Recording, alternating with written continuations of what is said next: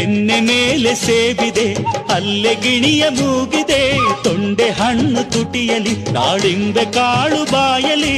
ಏನಿದು ಏನು ಮೋಜಿದು, ಏನಿದೇನು ಮೋಜಿದು. ಯಾರಿವಳು ಯಾರಿವಳು, ಸೂಜಿ ಮಲ್ಲಿ ಕಣ್ಣವಳು. ರಾಮನಳ್ಳಿ ತೋಟದಲ್ಲಿ ಕಮ್ಮನೆಂದು ಅರಳಿದಳು.